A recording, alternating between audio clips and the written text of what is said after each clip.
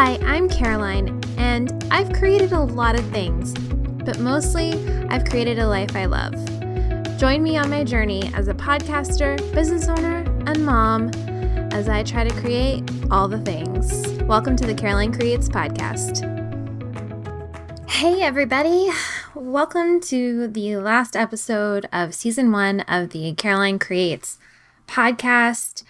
I am so excited to be at the end of the season and to be taking a break. I'm also excited because I'm starting to plan episodes for season 2, and I'm just really looking forward to next year. I'm really looking forward to continuing to grow and seeing where my business goes and where podcasting goes. I mean, there's just so many awesome things going on in the world, and I don't know, feeling pretty good about it today, which is really funny because I woke up really tired this morning and needed 3 cups of coffee. So this enthusiasm is genuine, which is amazing. So today I wanted to talk about what I've learned this year, and I'm going to try and relate all of this back to podcasting, but definitely as we've talked about many times, what happens in your life can affect your podcast. And this year was a big life year for me. There was a lot that happened, a lot of things that didn't go right. And it really affected my podcast, and it affected everything. It affected my business. It affected all of my both my podcasts. So let's dive in. The biggest lesson I learned this year is that it is okay to hit pause. I have always hated taking breaks. I've always had trouble with, walking away or taking a break. I think it's the creative entrepreneur curse. I mean, I can't even tell you how many vacations I've gone on and worked while I was on vacation.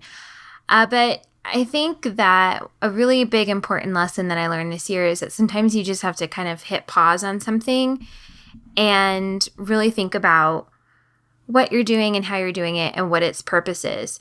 And a really good example of this for me was YouTube. I started a YouTube channel last year, right before we moved. And I really thought that by now I would have it going again. And during the move, I just knew that I wasn't going to be able to record videos. I wasn't going to want to, especially when I was living at my in-laws' house. It, wasn't the same vibe as my space, and it didn't feel right videoing. And so I just kind of hit pause on the whole situation. And when I did that, I kind of quickly realized that I didn't really want to go back to doing YouTube.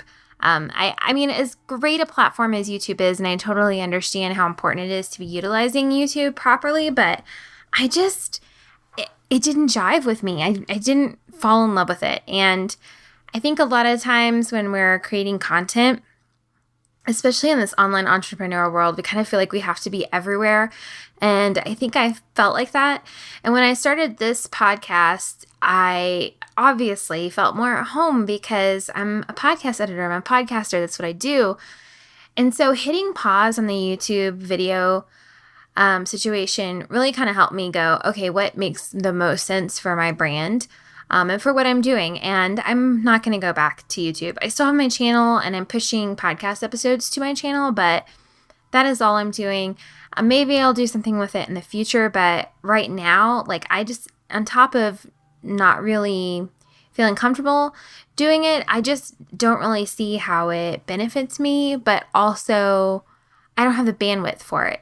Getting up in the morning and fixing my hair and putting makeup on is not really something that I love to do. So I really prefer to be silent, to be videoless behind the microphone for podcasts. So yeah, hitting pause was really important. I hit pause on a lot of things when we moved because our move went pretty south pretty quickly, as most of you know. And we hit pause on homeschooling. We hit pause on anything that was extra, really.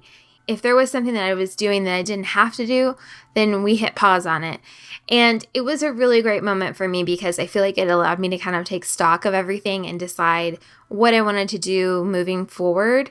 And moving forward, definitely for me, was I wanted to grow the podcasting side of my business more than anything else. And so that was a really cool moment of realization. So again, I think learning to hit pause every once in a while and learning that it's okay to hit pause. Another thing that I really learned this year that was that being confident in my voice is important. And I actually learned this from all of you guys. I did a survey a while back, and I'll probably be doing another one pretty soon, actually. And the thing that I really discovered from the survey was that most of you, were lacking a little bit of confidence. One of the hiccups in starting your podcast was that you were afraid, that you didn't know what to talk about, that you basically just weren't confident in your voice. And I had never really thought about it like that. I hadn't never really thought about, what podcasting has given to me. And I did a couple of podcasts myself, being interviewed on them. And it was crazy how this realization came to me that one of the biggest things that I have gained from podcasting is that I am much more confident in my words and my voice than I've ever been in my life. And I'm an introvert. I'm an INFJ. I come from a background where I've suppressed a lot of feelings that I have. There's been a lot of situations in my life where I got in trouble for having feelings. I got in trouble for trying to use my voice. And so that's something that I've always been tentative about. And through podcasting, I've kind of rediscovered that I have a voice and it's important, and that it's important for me to share it, and it's important for me to be confident in it. And so that's something that I have really taken to heart and really want to share with people and really want people to get and to understand themselves. And so I've this year really worked on my messaging and really worked on how I talk to my audience and how the kinds of things that I share with them, because I really think through this, I have discovered that I want to be everybody's cheerleader. I want to be the at-home podcaster's cheerleader. That is what I want to do. I want everybody to sit down in front of a mic in their home office, in whatever the room that is. For me, it's the guest bedroom. And I want them to be confident, and I want them to be excited and to feel like what they're doing matters, because it really, really does. And that brings me to my next thing that I've really learned this year is that I want to help more people. I work a lot one-on-one with clients, which is wonderful, but it would be really, really amazing if I could help more people, and finding the avenues to do that is definitely taking me out of my comfort zone. I am not an expert at marketing an online business and launching new products and things like that. I'm much better at, products like physical products that you sell, which is why I have a podcast about that. But it's been a little bit of a struggle, and this is something that I'm going to be working on next year is how can I help more people? How can I reach more people? Because I feel like everybody should be given the opportunity to podcast if it's something that they feel is right for them. And not having the tools and not having the confidence shouldn't hold them back. And so I want to help more people. So figuring out how to do that is definitely going to be a challenge. A lot of it, too, is time. Having time to do all the things I want to do can be really frustrating because I don't have the time. My life is very, very full. My days are very, very, very full. In fact, I am recording this right now. My kids had been playing outside, and I made them come in and lay down on their beds and read books just so I could record this. They usually do a quiet time every afternoon, but it hasn't been going very well lately. They're getting older, so we're kind of bridging that weird zone between not really needing a nap, but still needing some quiet time. And I literally made them lay down so I could record this because my days are just so full. I don't have a lot of time. So I learned this year that I want to help more people. My goal next year is going to be to figure out how to do that.